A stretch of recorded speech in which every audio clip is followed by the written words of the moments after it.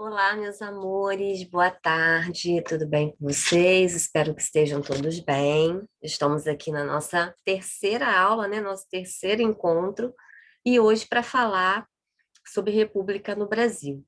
No vídeo passado, no vídeo anterior, a gente falou sobre como o Império Brasileiro ele vai decaindo, né? Quais são as características quais são os efeitos que vão levando à queda do Império Brasileiro. Hoje a gente já avança um pouco mais nessa discussão e a gente vai falar sobre a República no Brasil. Então a gente está pegando o momento da proclamação da República e a grande questão que fica é: tivemos continuidade ou ruptura? O que que isso quer dizer? Isso quer dizer que, será que depois que a gente mudou o modelo de governo, a forma de governo, né? Porque antes era um império, agora é uma república. Se a gente mudou a forma de governo, será que as coisas mudaram verdadeiramente? Ou será que a gente teve continuidade, né? Ruptura significa o quê? Mudança, né? Quando você quebra algo e passa a ter uma coisa diferente. Será que foi assim com a República? Será que uma vez promulgada a República, nós quebramos com aquele modelo do Império e transformamos completamente a nossa sociedade? Ou a gente teve República e continuou tendo ali muito, né, das questões lá do Império? É isso que a gente vai falar no vídeo de hoje. Vamos lá. Deixa eu avançando aqui para mostrar a vocês. Bom, qual é o contexto que a gente está estudando? A queda do Império Brasileiro, que a gente já sabe que teve contribuições, né, por conta da perda de apoio do tripé do Império, né, que a gente considera a igreja, os militares e os cafeicultores. Então, é esse contexto que a gente está considerando, e considerando o golpe do dia 15 de novembro de 1889, que é a data da proclamação da República. Ué, professora, mas como assim a proclamação da República é entendida como um golpe, né? O que que é um golpe? Um golpe é quando você muda o status de alguma coisa que era legítimo, que estava reconhecido. Então, a gente tinha um império aqui no Brasil, o imperador Dom Pedro II, e aquilo tinha legitimidade, aquele modelo de governo, aquela forma de governo tinha legitimidade. De repente, a gente tem, né, o exército, os militares, sobretudo, se organizando e retirando o imperador, né, e proclamando a República. Por isso que alguns historiadores vão considerar esse evento como um golpe, né, o golpe do dia 15 de novembro de 1889, que é a data que a gente comemora a proclamação da nossa República, né, até hoje, é feriado nacional e tudo mais. Bom, quando a República ela foi promulgada, a gente não tinha um consenso entre os grupos envolvidos. Isso significa dizer que cada grupo possuía um projeto político, né? A gente tem, vamos colocar assim, na República, três grupos que estão ali disputando poder. Que grupos são esses? Os grandes proprietários rurais, que era sobretudo formado por paulistas, né? Por fazendeiros paulistas. Os militares eram o segundo grupo, inclusive os militares, né, que engendram o golpe. E um terceiro grupo mais pulverizado, porque era um grupo cheio de segmentos, né? Cheio de variedades. Era um grupo formado por pequenos proprietários, por profissionais liberais, por exemplo, advogado, um profissional liberal, jornalistas, professores e estudantes. Então, quando a República ela é promulgada, né, e a gente tem principalmente o Exército fazendo esse movimento de proclamar a República, a gente não está com tudo resolvido, não está todo mundo assim de acordo de como vai ser daqui para frente, quais serão os projetos que a gente vai realizar. A gente tem uma sociedade dividida em três grupos, e esses grupos, cada um deles, estão aí interessados, né, na sua perspectiva. A gente tem os grandes proprietários rurais, que estão muito influenciados pelo federalismo dos Estados Unidos, não estão pela aquela ideia, né, de uma democracia representativa, de uma república federativa, onde os entes estaduais possam ter autonomia. A gente tem os militares com um projeto mais centralizador, mais autoritário, né, que está muito centralizado no poder federal. E a gente tem esse grupo da população, que é um grupo de segmentos variados, que tem ali uma ligação, uma inspiração lá dos jacobinos da Revolução Francesa. Vocês devem se lembrar disso, vocês estudaram isso no ano passado, a Revolução Francesa. Os jacobinos, os girondinos e os jacobinos, né?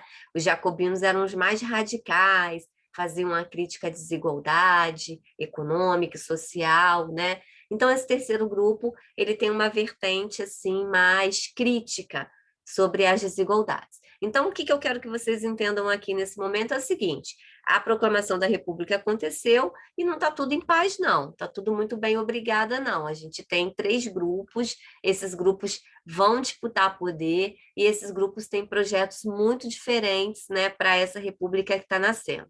Mas a gente vai agora, né, pensar esse início da República, e pensar esse início da República requer uma proposta de períodos, né? Periodização. Isso é para fins de entendimento, para fins didáticos. Então, a gente pode entender esse período republicano a partir de 2 momentos. No primeiro momento, é assim que a gente vai entender. A gente vai entender uma república que nasce em 1889 e vai até 1894, considerada República da Espada.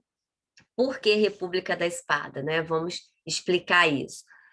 Em homenagem, em referência os primeiros líderes da República no Brasil, que eram homens do Exército, que eram militares, né? Marechal Deodoro da Fonseca foi quem foi escolhido ali para ser o primeiro presidente da República Brasileira após o golpe, e depois o seu vice, Floriano Peixoto, assume, né, esse finalzinho dessa República da Espada.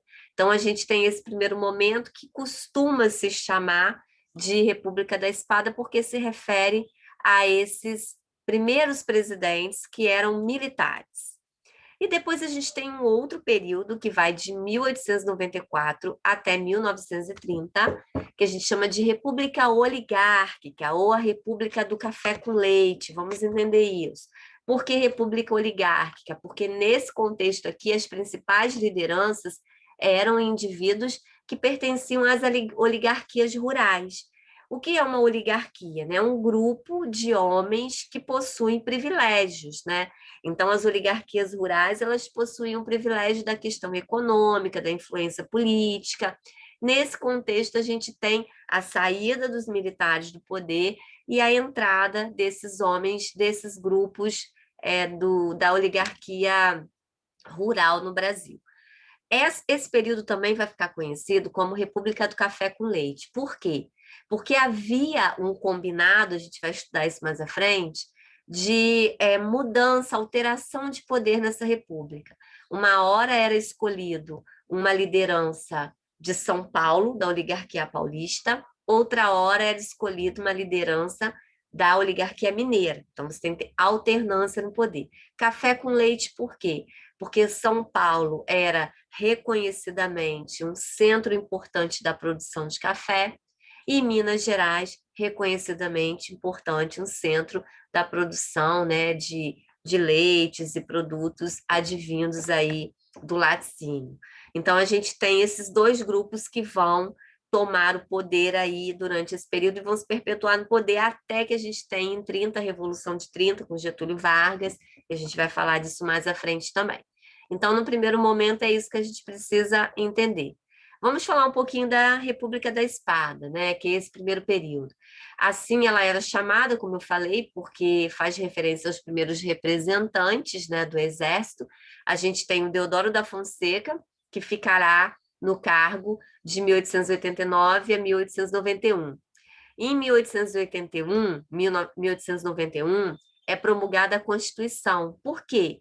Porque a Constituição que a gente tinha, né? O que é a Constituição? Ela é uma carta maior, ela é a lei que organiza o nosso território, a nossa sociedade. A Constituição que a gente tinha era uma Constituição do Império. Então, agora a gente é república, então a gente precisa ter uma Constituição republicana.